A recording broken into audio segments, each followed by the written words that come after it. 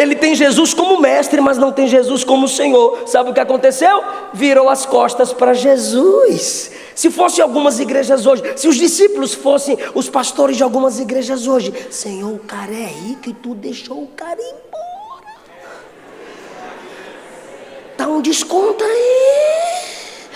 Quando eles foram, os discípulos ficaram abismados. Como assim ele deixou o rico ir? Aí Jesus olhou para os discípulos e disse: é mais fácil um camelo passar no fundo de uma agulha do que quem tem as riquezas como seu Senhor entrar no meu reino. Perceba, ele tem Jesus como mestre, mas não tem Jesus como... Queridos, paz do Senhor Jesus. Abra por favor a sua Bíblia comigo.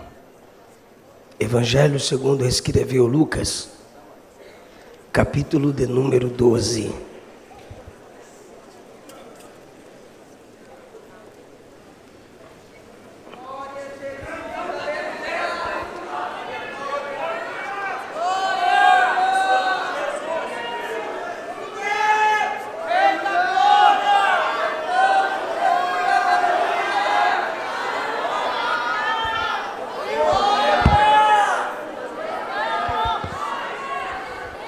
Evangelho segundo escreveu Lucas, capítulo 12, podemos ler, digam amém. Amém.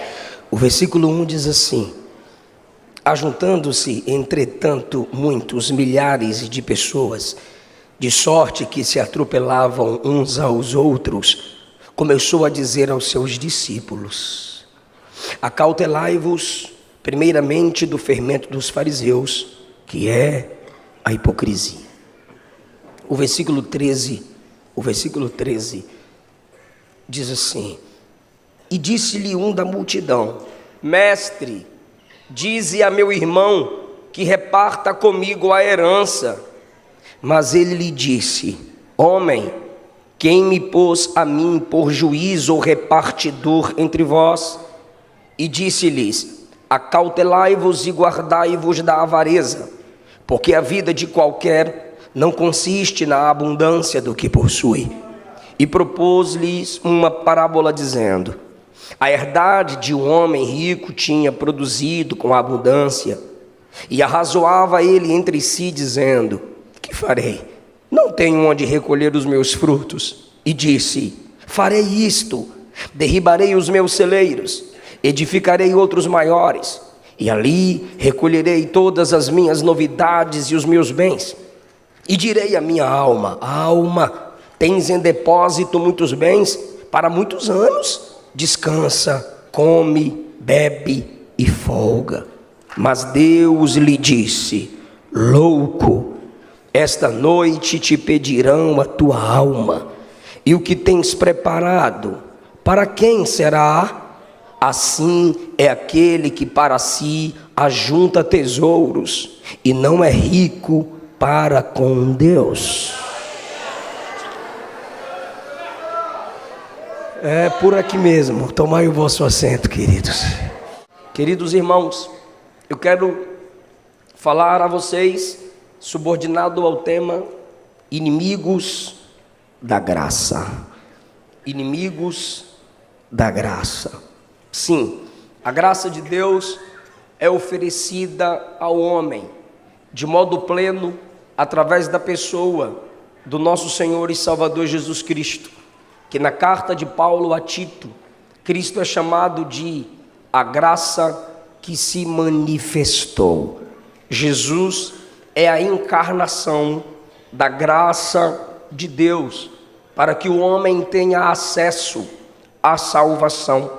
No Evangelho segundo escreveu Lucas, em uma das pregações da graça de Deus entre nós, as multidões se acotovelavam, as multidões estavam efervescentes para ouvi-lo pregar. Isso é bom, por um lado, querem ouvir a pregação da própria sabedoria encarnada. Mas perceba, irmãos, que neste sermão de Lucas 12, Jesus tem um alvo específico. A multidão quer ouvi-lo. O versículo 1 diz que a multidão se ajunta.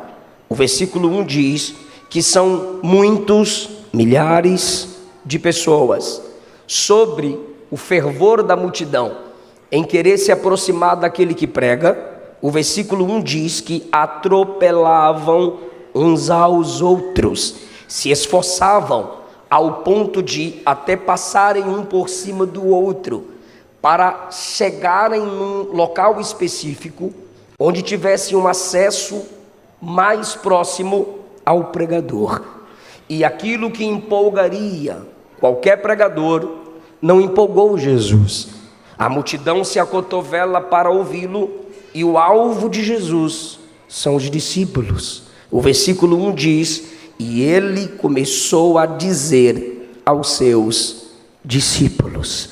A multidão é grande, a multidão precisa da palavra, a multidão precisa do evangelho, mas a prioridade de Jesus aqui são os seus discípulos.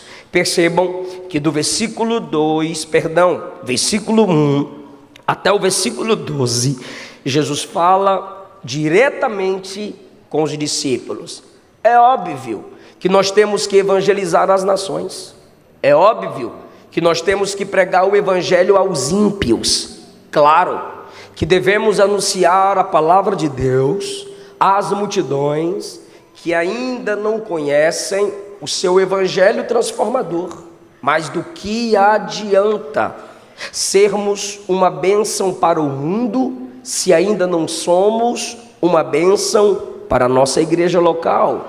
O que adianta eu querer trazer os que estão lá fora sem valorizar os que tenho aqui dentro? O que adianta eu querer a proximidade dos que estão longe se não valorizo a vida dos que são próximos? Do que adianta, igreja, nós batalharmos teologicamente contra a ideologia de gênero lá fora, se não ensinarmos a teologia do Gênesis aqui dentro?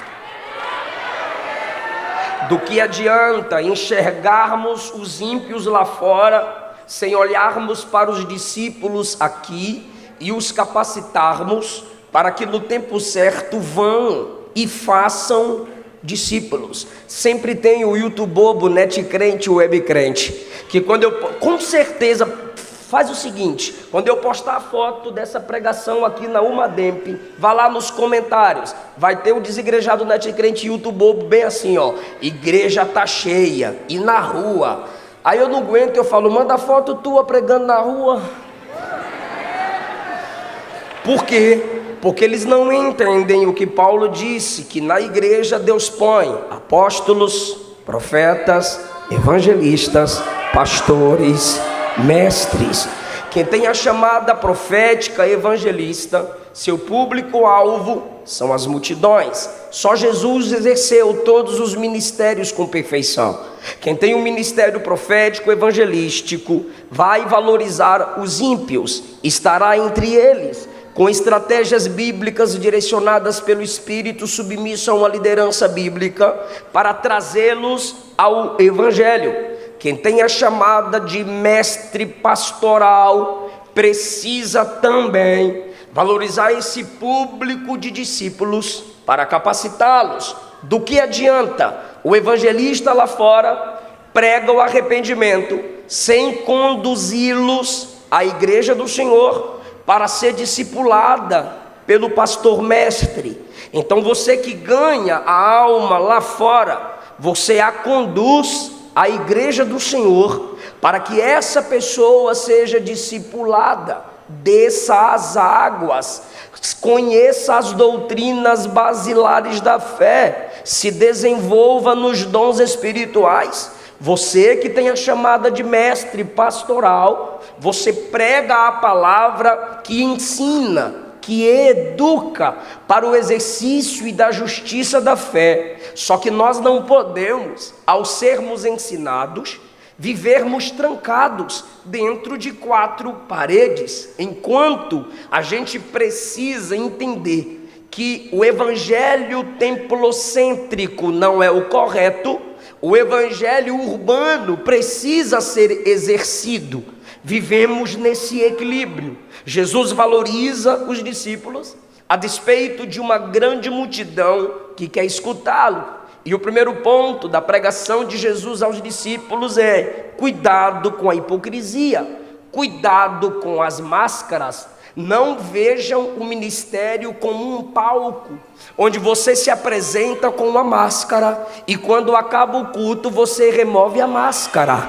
Porque tem gente que perante o culto ou as pessoas tem a máscara de anjo, mas quando sai daqui vira o Satanás. Por quê? Porque ainda não foi discipulado a remover máscaras. Jesus fala aos discípulos na frente das multidões: não sejam hipócritas. Vou falar logo na frente da multidão. Por que Jesus faz isso? Porque a multidão está testemunhando quem vai continuar o ministério quando Jesus for assunto aos céus. Isso faz com que a responsabilidade deles aumente, porque Jesus não dá ministério para o secreto, Jesus não dá ministério para ficar trancafiados, Jesus não dá ministério para crente 007, Jesus não dá ministério para o vampiro gospel que só vem na ceia, beber o sangue de Jesus e desaparece. Não, Jesus está discipulando os discípulos diante dos olhos da multidão. Por quê? Porque você tem que ser visto sim. Ah, eu não canto para ninguém, canta assim. Ah, eu não prego para os homens, prega assim, a não ser que tu pregue para os anjos, e pelo amor de Deus, ninguém aqui foi chamado para pregar para anjo. Jesus está discipulando os discípulos na frente da multidão, para que eles se sintam responsabilizados. A multidão está vendo Jesus me ensinar. Se eu não me comportar conforme Jesus está me ensinando, logo a multidão terá o direito de me exortar. Ó pregador, Jesus te deixou para representá-lo e a gente viu ele te exortar. Você não está pregando e vivendo conforme ele te ensinou. Jesus diz no 2: não há nada encoberto que não seja descoberto, nem oculto que não seja sabido. Não adianta, irmão, tentar esconder atrás de Bíblia grande, terno, gravata, título. Quem tem chamado de Deus, não adianta tentar esconder pelo evangeliquez. Tudo que está oculto, se não for confessado, se não for levado à luz, foi Jesus que disse, vai ser revelado. E a multidão está ouvindo.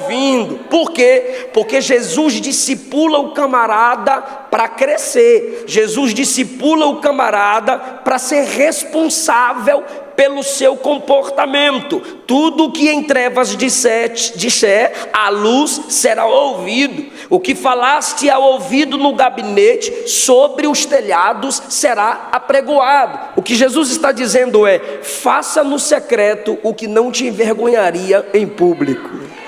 É assim que se vence a máscara, é assim que se vence a hipocrisia. Versículo 4, Jesus chama os discípulos de amigos meus. Não tema quem mata o corpo e depois não tem mais o que fazer. Sabe o que Jesus está dizendo?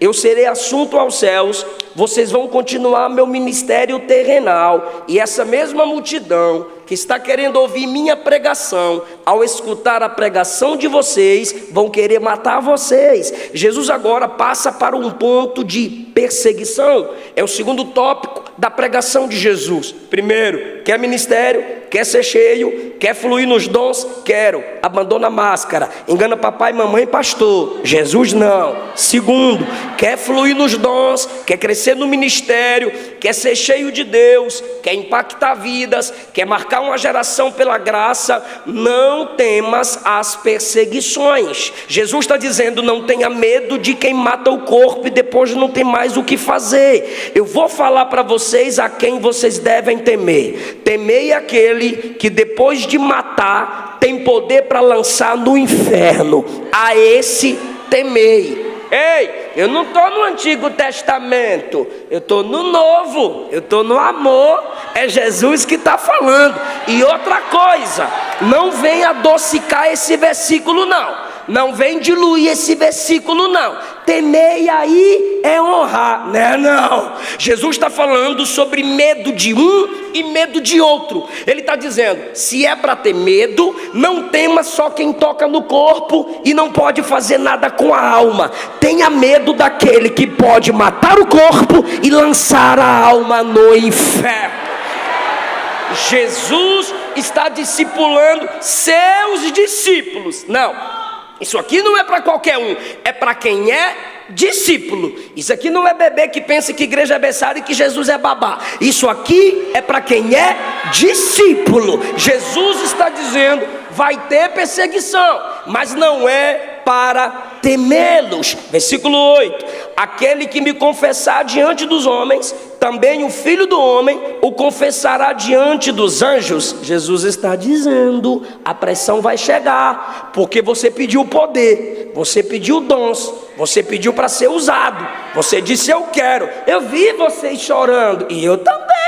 Eu vi vocês, eu quero, me enche. Quer mesmo? Então se prepare, lá vem pressão. Os discípulos vão continuar o ministério de Jesus, mas o discipulado é assim, ó. Se vocês me negarem quando vier a dor, se vocês me negarem quando vier a luta, se vocês me negarem quando vierem as perseguições, vocês também serão negados. Versículo 9: quem me negar diante dos homens, será negado diante dos anjos de Deus. Seja o crente lá, que você é aqui. Seja na escola, o que você é aqui. Seja esse crente cheio diante das propostas mundanas.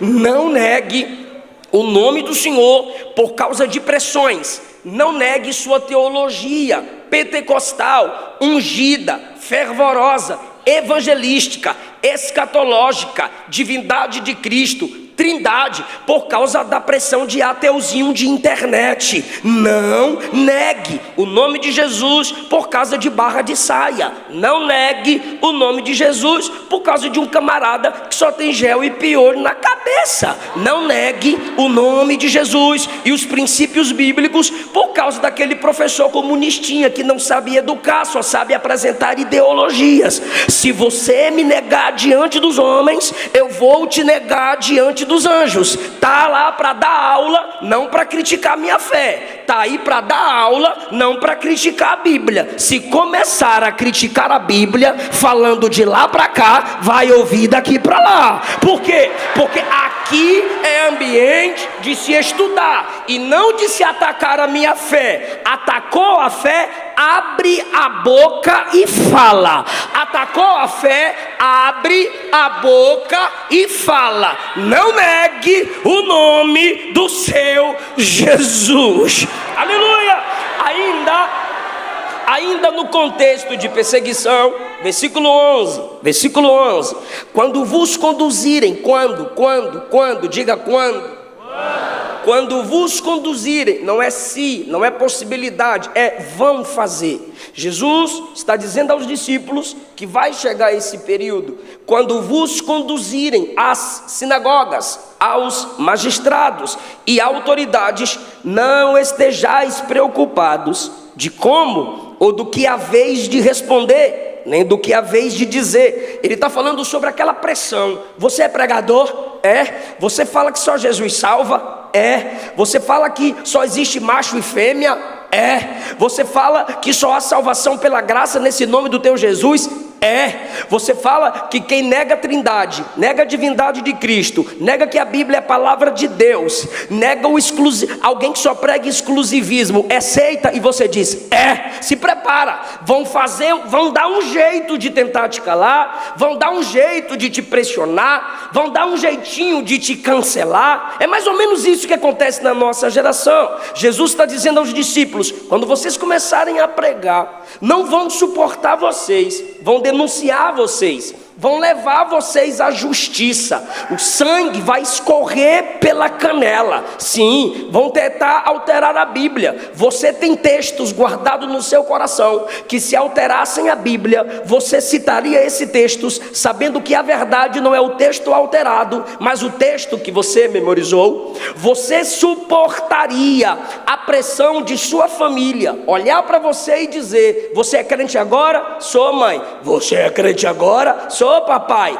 Vaza da minha casa, porque eu odeio crente. E aí Jesus disse: é nesse momento que você vai amar menos papai, mamãe, irmãos e irmãs, e vir fazer parte da família de Jesus. Isso é cruz, isso é evangelho, isso é renúncia. Mas veja, não se preocupem, quando vocês estiverem diante deles, não fiquem preocupados, não fiquem ansiosos em passar vergonha, não fique preocupado, não tenha medo em abrir a boca e assumir a sua fé diante daqueles que odeiam o evangelho. Não tenha medo, eles não têm a mente de Cristo, você tem. Eles não têm a unção do Espírito, você tem. Eles não têm a autoridade da palavra, você tem. Aí Jesus diz assim: não se preocupem. 12, na mesma hora o Espírito Santo vos ensinará o que convém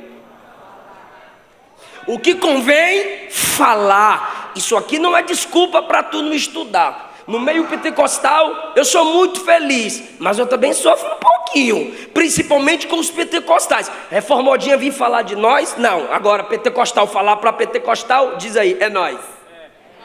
Então é nós, então vai apanhar. Aí você pensa, baseado nesse texto, que não tem que estudar para pregar. Não, não tem que estudar para pregar. Não, não tem que estudar a Bíblia para a gente falar de Jesus, não. É só fazer o quê? Abre a Bíblia, põe o dedo. Já pensou tu abrir assim: ó filhos do diabo?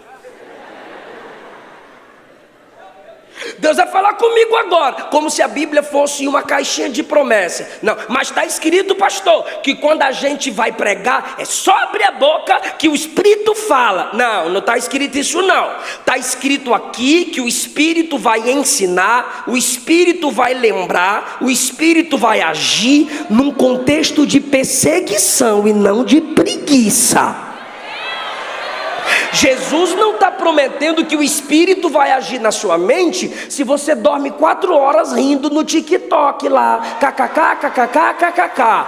Você teve tempo para estudar, mas preferiu a série da Netflix. Você tinha como pagar um livro teológico, mas preferiu encher o bucho de pizza, ao invés de alimentar a mente, alimentou a barriga. Se você tem como estudar e não estuda, você vai passar vergonha, vai passar vergonha, e é melhor tu passar vergonha do que o nome de Jesus ser envergonhado. Então, pelo amor de Deus, abre essa mente. A letra que mata não é a letra da teologia. Não vem com essa onda que teologia esfria. Mentira, ela apaga o fogo falso e nos faz acender o verdadeiro fogo do Espírito.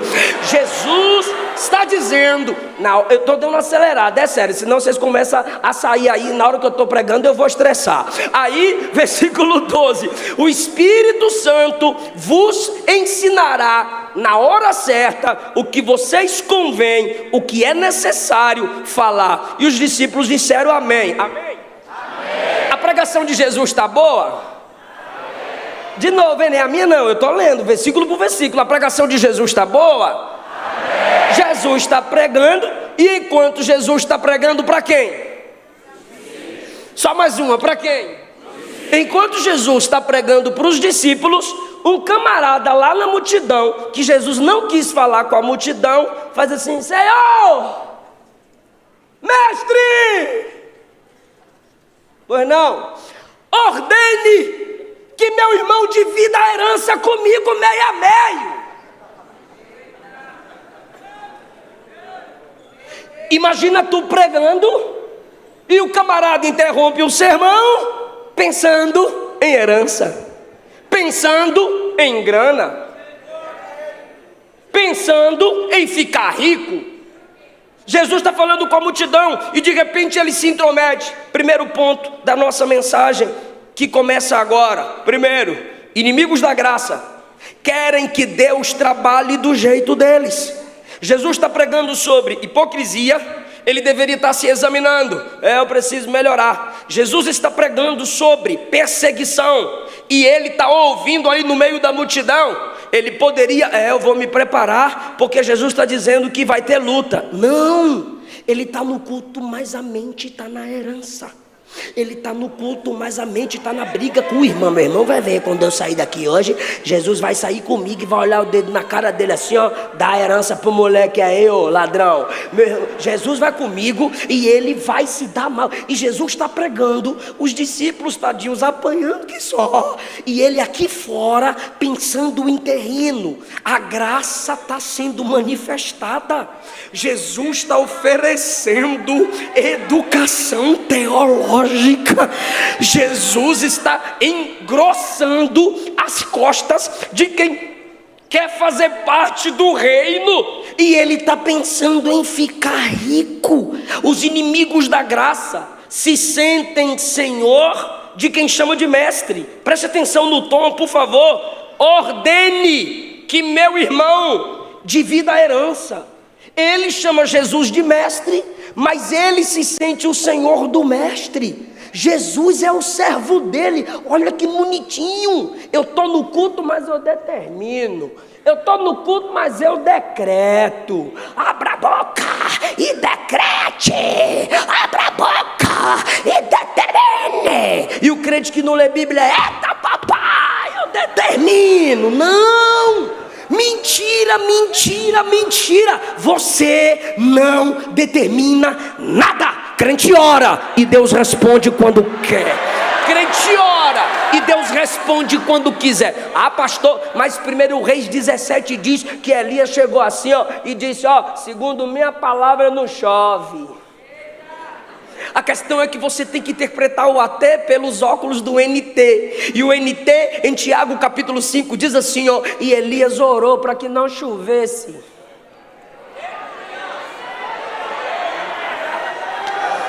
Não é a sua palavra que tem poder, é a palavra dele.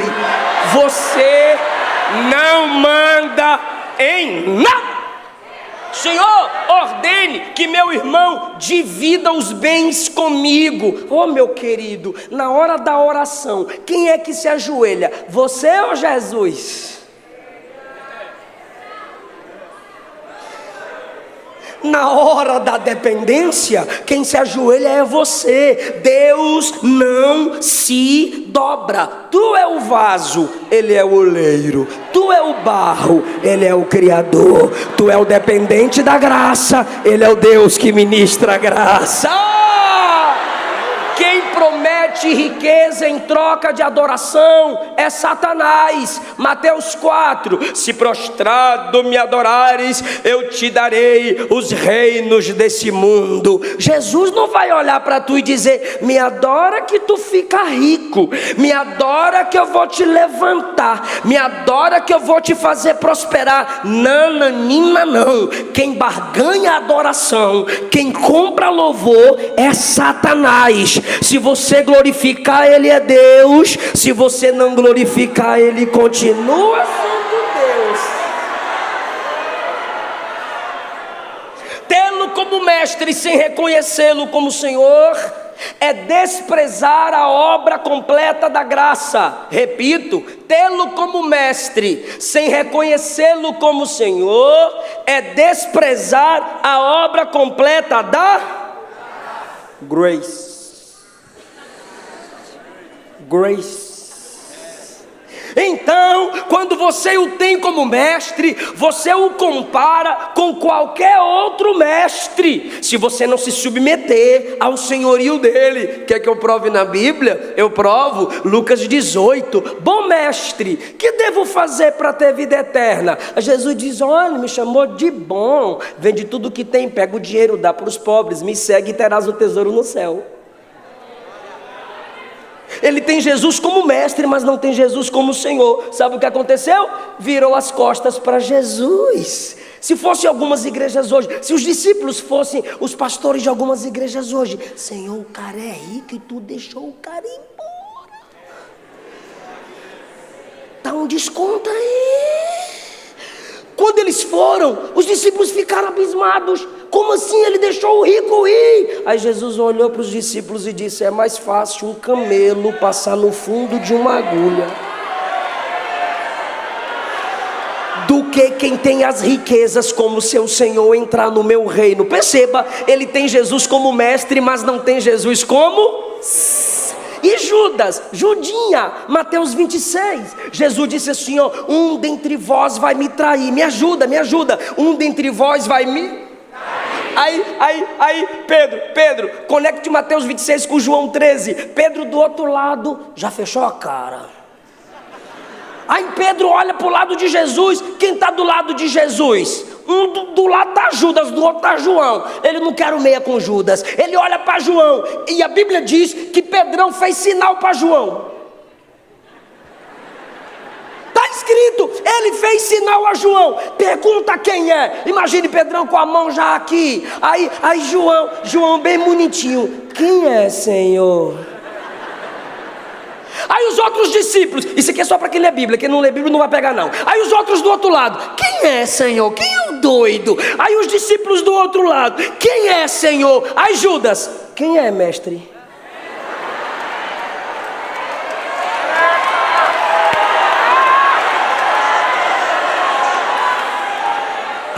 De João capítulo 8, os escribas e fariseus, doutores da lei, pensando em humilhar Jesus teologicamente, coitados, a própria sabedoria encarnada, sem envergonhada por aqueles homens caídos, miseráveis, pobres, cegos e nus, dependentes da graça, chegaram diante de Jesus. Senhor, essa mulher foi apanhada no ato do adultério. Os camaradas ficaram de butuca no buraco da porta, olhando o que a mulher estava fazendo, irmão. Aí arrombaram a porta e trouxeram só a mulher, arrastada pela rua, e o pirigueto fugiu.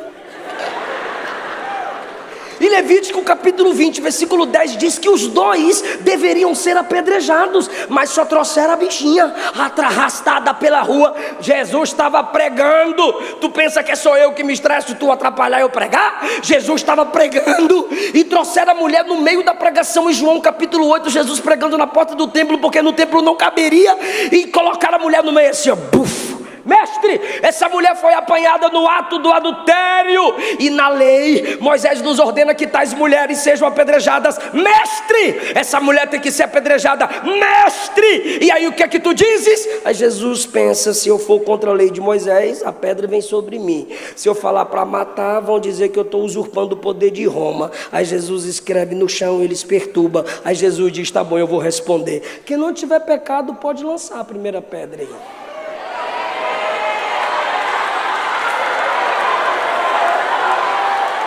Aí começaram a se retirar um por um. Rapaz, eu roubei o jegue do vizinho. Rapaz, eu tô cobiçando a mulher do vizinho lá, só a graça. Começaram a se retirar um por um. Jesus se abaixou de novo e está escrevendo. Quando ele levanta a cabeça, tá a mulher sozinha, ferida, arrependida. Olha a diferença. Quem chamou Jesus de mestre, vazou. Ela continuou. Quem chamou Jesus de mestre, vazou. Ela continuou. Jesus olhou e disse, mulher, cadê os teus acusadores? Ela levantou e disse, Senhor, ninguém me condenou. Senhor. Teve gente que não pegou. Ela está diante do juiz. Ela poderia ter vazado, mas quando ela chegou, ela entendeu que ela estava na presença de alguém que é acima de mestre. Ele é Deus, Ele é soberano, Ele é a graça manifestado. Não, Senhor, ninguém me condenou. Eu também não te condeno. Vai, mas vigia. Vigia, mulher. Não peca mais não. Ou seja, aquele camarada tem Jesus como mestre, mas não tem Jesus como Senhor de sua vida. Se você o tem como mestre e não como Senhor, você está desprezando a obra completa da graça.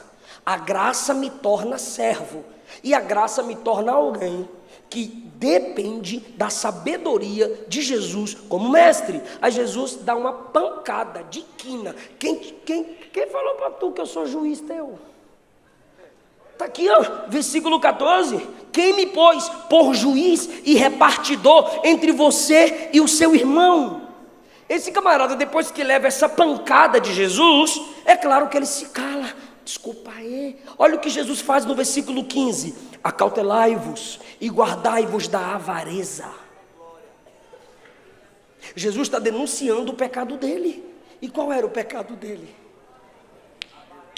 Só se você pensa que Jesus fala coisa com coisa sem pensar. Bora lá? Olha o que é que ele disse. Manda meu irmão dar a minha herança. E na lei, Deuteronômio 21:16, diz que o irmão mais velho tinha porção dobrada da herança. Acabou. Regra é regra. Ele quer que Jesus quebre a lei para deixar ele mais rico. Ô rico. Aí Jesus diz: quem me constituiu juiz sobre esse negócio teu aí? A minha prioridade não é decretar qual é a sua parte na herança. A minha prioridade não é brigar com teu irmão. Eu não estou aqui para te dar herança terrenal. Eu estou aqui para te dar uma herança no céu. Eu estou aqui para te garantir vida eterna. Aquele não era um desejo lícito.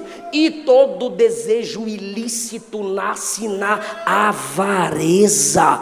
O que é o avarento? É aquele que não se contenta com o que tem, compete com quem tem mais e se sente incompleto quando perde coisas. Ele pode perder gente, não nem aí. Ele pode perder a unção, ele não está nem aí. Vem para o culto, sai do culto, entra frio, sai gelado, entra vazio, sai oco. Ele não está nem aí. Agora, irmão, perder um dinheirinho, bater um carro, tadinha da esposa, coitado dos filhos, o cara endemonia nos grupos, o cara chega na escola entrando no Satanás. Por quê? Porque é avarento. O culto está uma bênção, o culto está top. Vai o pastor falar na hora da oferta, ele faz assim, ó. Pode falar de qualquer coisa. Falou de dinheiro, o Satanás atribula o cabra do culto. Porque avarento compra o que não precisa para impressionar quem não conhece. Avarento adora dinheiro, ama as coisas, usa Deus quando deveria adorar a Deus, usar o dinheiro e amar as pessoas. Avarento. Por amor ao dinheiro, os irmãos de José o venderam. Por amor ao dinheiro, Geazi mentiu em nome de Eliseu e recebeu a lepra. Perdão, sim, é Geazi mesmo. Mentiu em nome de Eliseu e recebeu a lepra de Naamã. Por amor ao dinheiro, Ananias e Safira mentiram na hora da oferta e o Espírito Santo os matou. Por amor ao dinheiro, Judas viu a mulher ofertando um perfume e disse: isso aí é 300. Só que quando ele saiu dali, alguém perguntou: quanto vale para entregar a Jesus? Ele disse: 30 conto paga. O perfume vale 300, Jesus vale 30. Quanto vale sua Netflix? Sua assinatura na Premiere, Max, HBO, sei lá o que é que você assinou. Agora tem quanto tempo que você não sustenta um missionário? Qual foi a última congregação que você auxiliou na construção? Sabe o que é isso? Avareza, só pensa em si mesma, só pensa em si mesmo, um poço sem fundo, e você coloca a sua avareza no culto, me dá, sanguessuga. Jesus disse: melhor é dar do que receber, melhor é dar do que receber. Esse tipo de gente casa por dinheiro, separa por dinheiro, faz amizade por dinheiro, destrói amizade por dinheiro, beija na boca por dinheiro, vai para a igreja por dinheiro, muda de igreja por dinheiro. Avarentos. Jesus disse: cuidado com a avareza, porque sua vida não constitui naquilo que você tem. Não importa suas posses podem te alegrar, aleluia. E não é errado ter posse, errado é você usar suas posses apenas para si. E é isso que o texto está condenando, irmão. Agora, quem se empolga com suas posses em meio à soberba é o coach. Ei, macho, quem se importa com suas posses é a Maria Gasolina. Ei, minha irmã, quem vai se importar com suas posses é o Zé Boleto, que compra e não consegue nada pagar, o que você tem não impressiona Deus. No reino de Deus, você não tem valor por aquilo que você conquista terrenalmente, porque Ele não morreu na cruz para te dar Rolex, Ele não morreu na cruz para te dar carrão, Ele não morreu na cruz para te dar mansão na beira da praia, Ele morreu na cruz para te resgatar do caminho do inferno e te garantir a eternidade.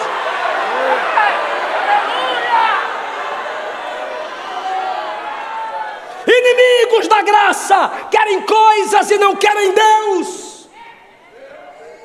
Ainda tem os falsos profetas para alimentar a cobiça deles. Por quê?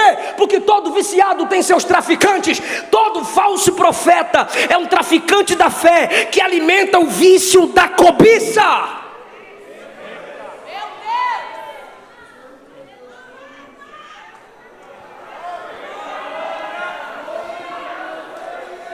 Agora, inimigos da graça cavam abismos ao invés de pontes. Olha só do que Jesus chamou os discípulos. Capítulo 12, versículo 4. Amigos meus. Jesus está falando com amor, e esse camarada está no culto alimentando a raiva do seu irmão. Bora lá? Alimentando a raiva contra o seu irmão. Quem é inimigo da graça cria abismos e não constrói pontes. A graça está diante dele, mas ele está querendo continuar brigando com o irmão. Ele prefere a herança do que a paz. Ele prefere um pedaço de terra do que um espaço no coração da família. Ele prefere dinheiro na conta. Ela prefere o dinheiro na conta. Ela prefere sair por cima do que ser a graça manifestada dentro de casa. É, minha irmã, meu irmão, gente contendeira por causa de coisas. Efésios 4:1, Paulo diz que a gente precisa preservar a unidade do Espírito. Esse camarada está em contenda com o irmão. Eu preciso que você escute agora a teologia da confusão. Só a galeria, teologia da confusão. Vou provar na Bíblia, a teologia da confusão. E Lucas não apresenta só a teologia carismática. Lucas não apresenta um mini Pentecostes, não. Ele também nos apresenta a teologia da confusão. Por quê? Porque tem um camarada no versículo 13 que está brigando com o irmão. Aí no versículo 16, olha a parábola que Jesus conta e Lucas registra. Versículo 16, quem me ouve diz amém. A herança de um homem rico tinha produzido com abundância. Não foi ele que produziu, era o campo que era bom. Isso, continua. A herdade de um homem rico tinha produzido com abundância. E arrazoava entre ele entre si. Diga, ele falava consigo mesmo. Ele não fala com ninguém, porque ele não tem ninguém para conversar. Ele não tem ninguém para dialogar. Ele não tem ninguém para contar uma história. Ele não tem alguém para subir no pódio. Olha o tanto de fruto, meu bem. Olha o tanto de fruto, mano. Olha a minha terra prosperando. Ô, glória, vamos comemorar comigo. Posta comigo, se alegra comigo. Ele não tem ninguém porque ele é orgulhoso. Vai, meu texto, não tira, é mais importante do que eu. Coloca, haja, ageu. E arrazoava entre si, dizendo, que farei? Olha os pronomes, que farei? Não tenho eu onde recolher meus frutos. Não é nosso, é meu. Não é nós, sou eu. E disse, farei, não é faremos. Farei isto, derribarei meus celeiros. Tudo sozinho, não tem ninguém para ajudar. Por quê? Porque os inimigos da graça se esquecem que ninguém é tão alguém que não precise de ninguém. Ele pensa que vence sozinho. Ela pensa que ela vence sozinha. FFF, feminista feia, fedorenta. Por quê? Pensa que não depende do macho. Pensa que não depende do homem. Farei isso. Derribarei os meus celeiros. Eu derribarei. Edificarei outros maiores. Eu edificarei. É o bichão mesmo, né? E ali recolherei todas as minhas novidades e os meus bens. Pelo amor de Deus, não tem com quem compartilhar, não tem ninguém para ajudar a derrubar um celeiro e levantar outro. Por quê? Porque é contendeiro, é materialista, é encrenqueiro, é encrenqueira. Tem gente que abre a boca, irmão, e posta lá no Instagram aquelas fotos mentirosas cheias de filtro. Cheguei no topo, ainda põe a voz grossa. Cheguei no topo sem ninguém me ajudar. Você chegou no topo sem ninguém ninguém te ajudar, deve ser porque você derrubou muita gente no meio do caminho. Inimigos da graça não enxergam a graça no outro. Inimigos da graça pensam que vão crescer sozinho e não vão. E Lucas apresenta essa teologia da contenda, essa teologia da confusão. E eu vou mostrar o ponto máximo disso. Lucas 5, Jesus cura um paralítico e os fariseus brigam com Jesus. Lucas 6, os discípulos colhem espigas para comer no sábado. E aí, quem briga com os discípulos? Os adventistas, mentira, os fariseus. Lucas 7, a mulher pecadora adora. Quem briga com Jesus? Os fariseus. Lucas 8, Jesus liberta o gadareno. Aí os demônios falam assim: ó, nos manda para os porcos. Jesus disse: vai para os porcos. Aí os bichinhos se jogaram assim, ó, no abismo. Aí o povo olhou para Jesus, olhou para os bichinhos, olhou para Jesus, olhou para os bichinhos. O camarada está liberto aqui, o camarada que se feria com pedra, o camarada que gritava,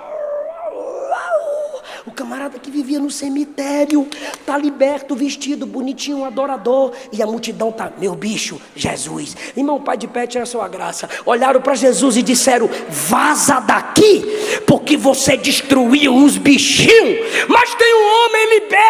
Não quero saber, você matou os bichinhos. O que é isso, gente? É a teologia da contenda. Lucas 9, os discípulos estão brigando para ver quem é maior. Lucas 10, Marta briga com Maria. Maria só fica ouvindo pregação no YouTube. Maria fica ouvindo os hinos da Umadep. E eu estou aqui fazendo tudo. Maria preguiçosa, vem me ajudar. Brigando, meu Deus. Falei, pai de pet, tem gente com cara feia. Lucas 11, a Bíblia diz que os fariseus criaram contenda com Jesus, porque Jesus não se banhou para comer. Quem é que vai chegar com fome e vai primeiro tomar banho para comer, meu Deus? Tem gente que é encrenqueira demais. Em todos os textos de contenda, Jesus nunca fica do lado de quem levantou a contenda. Aí talvez tu diga: pastor, mas eu já te vi brigar na internet. Mas não foi eu que comecei, foi ele. Jesus nunca ficou do lado de quem iniciou a contenda. Lucas 12, tem dois irmãos brigando por causa de herança. Lucas 15, o irmão mais velho: papai, estou com raiva. Por que, meu filho? Porque o senhor recebeu o maninho de volta. Eu estou com raiva, papai. Dois irmãos brigando. Lucas apresenta a teologia da contenda. Sabe quando acaba a contenda entre irmãos no Evangelho de Lucas? No inferno.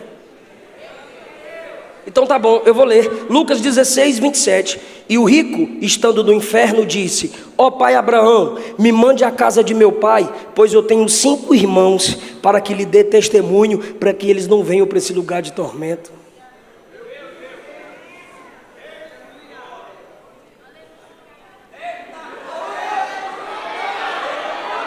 Vai esperar chegar no inferno? Essa mágoa vai te levar para o inferno. É pecado.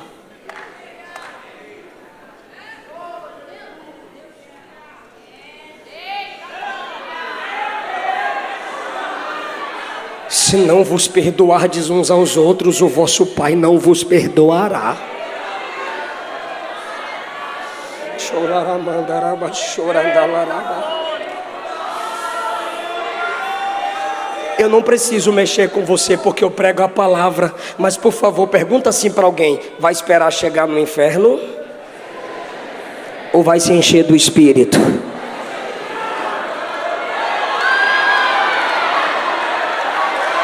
Por que eu estou dizendo isso? Porque o próprio Lucas David, que apresenta a teologia da contenda, a teologia da confusão, apresenta em Atos. Foi Lucas que escreveu Atos. E ele diz que no dia de Pentecostes o Espírito Santo desceu e começaram a falar em outras línguas, nas línguas das pessoas que estavam lá. Ou seja, quando o Espírito desceu, a barreira foi quebrada e as nações escutaram os discípulos comunicando. Por quê? Porque é a unção do Espírito que destrói as contendas entre nós. E quando começaram a criticar os crentes falando em outras línguas, Pedro levantou e novamente Pedro fala sobre quebra de barreiras. Eu estou encerrando. Pedro levantou e disse assim no capítulo 2, versículos 18 e 19: o que está acontecendo aqui é a profecia de Joel. E acontecerá que nos últimos dias derramarei do meu espírito sobre toda a carne. Olha as unidades: vossos filhos e filhas profetizarão, vossos jovens terão visões, vossos velhos sonharão, escravos e livres, todos cheios do Espírito, numa só comunidade, sem ninguém se sentir superior ao outro. Ai, irmão, judeus e samaritanos não se comunicavam. Quando você chega em Atos 8, a Bíblia diz que os samaritanos receberam o Espírito Santo pela imposição das mãos dos judeus. Porque quando o Espírito chega, a gente prefere as pessoas do que a grana, a gente prefere as pessoas do que as coisas. Se o Espírito não operar em nós, somos orgulhosos, somos soberbos, somos contendeiros, somos os inimigos da graça. Tu lembra de Atos 9? Paulo, que é o mesmo Saulo, ele assassinava, ele prendia os discípulos. E em Atos 9 Jesus derruba Saulo, quando ele está 3 dias em jejum, oração. Quem vai a ele? Um discípulo que ele ia prender. E esse discípulo, quando Jesus manda ir, o discípulo fala assim: ele não presta não, ele é mau. E enquanto Ananias está falando, Jesus está calado. Mas quando Ananias cala a boca, Jesus diz: levanta e vai, porque para mim ele é um vaso escolhido. Se prepare para dar um glória lindo. Aí vai o Ananias, que ia ser preso por Saulo, bate na porta de um homem chamado Judas e diz: Deus mandou eu vir aqui orar por ele. Ele quem? O cabra que ia me prender e talvez me matar. Lá vai Ananias, entra no quarto que está Saulo. A primeira palavra de Ananias para Saulo: irmão Saulo, o mesmo Senhor que te apareceu no caminho me mandou aqui para orar por você, para que você seja cheio do Espírito Santo. Não adianta você estar aqui na igreja: Senhor, eu quero ver tua face. Aí Deus olha do céu para você e diz assim: olha para o lado. Aí você diz: Senhor, que não adianta. O que é o culto, pastor? O culto é eu servindo a Deus com os meus irmãos, servindo a Deus enquanto eu sirvo meus irmãos. Eu vou provar na Bíblia, Isaías capítulo 6. No ano em que morreu o rei Uzias, eu vi o Senhor assentado sobre um alto e sublime trono. Suas vestes enchiam o templo tremia e a casa se encheu de fumaça. Vi serafins que voavam ao redor dele, cada um tinha 6 asas, com 2 cobria o rosto, com 2 cobria os pés, e com 2 voavam. Olha a adoração agora. E clamavam uns para os outros: Santo, Santo, Santo, Santo é o Senhor dos exércitos. Ei, irmão! Então olhe para o seu irmão, olhe para o seu irmão, olha para o irmão, diga: sua luta vai ser a minha, sua prova vai ser a minha, sua vitória também vai ser a minha vitória.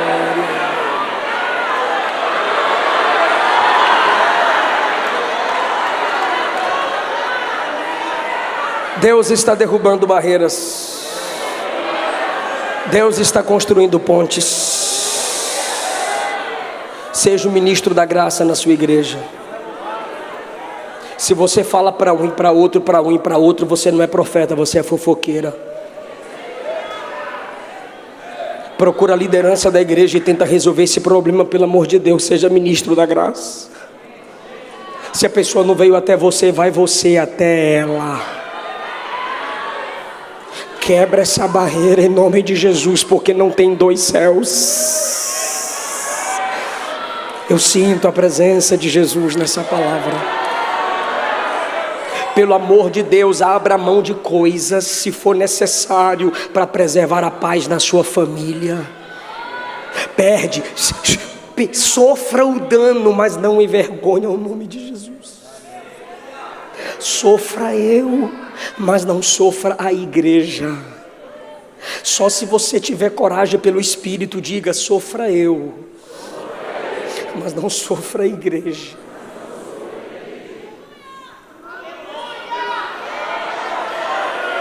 Oh, quão bom e quão suave é que os irmãos vivam em união.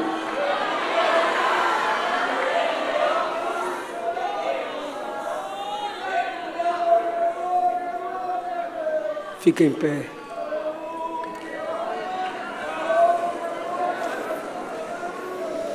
Pastor, como é que eu faço para vencer a contenda no meu coração? Olha a graça, olha o poder da graça. Pastor, como é que eu faço para vencer a contenda no meu coração? Olha o poder da graça, versículo 21. Seja rico para com Deus. Sabe o que isso significa? Se encha das coisas de Deus. Pastor, como é que eu faço para, pela graça, vencer a contenda, deixar de ser briguento, contendeiro?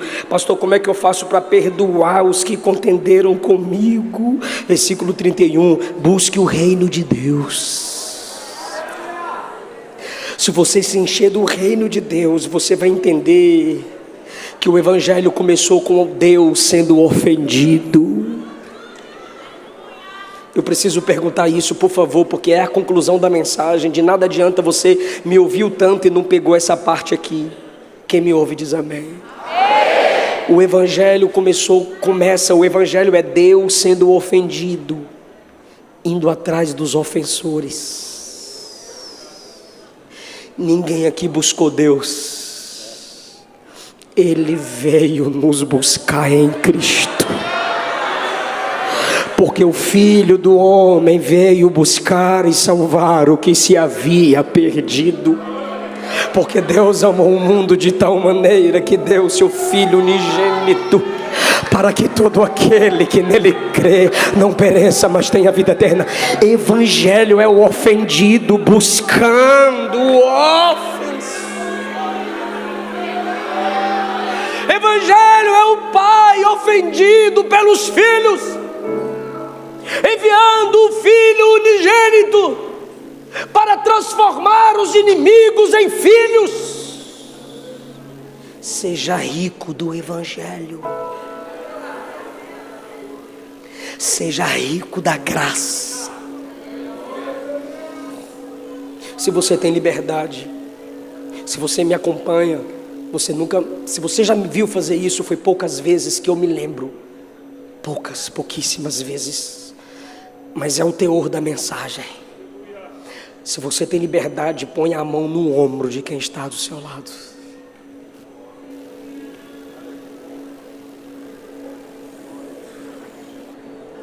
Senhor, o diabo quer matar esse ministério no ventre. O diabo quer destruir a semente desse sonho com a soberba, com a contenda. Dá paz no coração dele. Traz a paz ao coração dela. Leva-nos a perdoar nessa tarde. Leva-nos a enxergar com o olhar da graça. Receba a graça. Eu não sei pelo que você passou, mas eu sei que você está superando o que passou pela graça.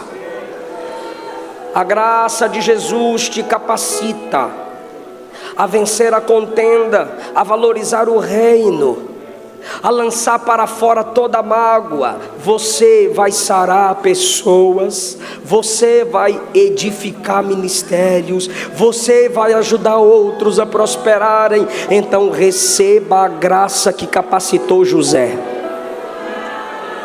Receba a graça que capacitou Davi.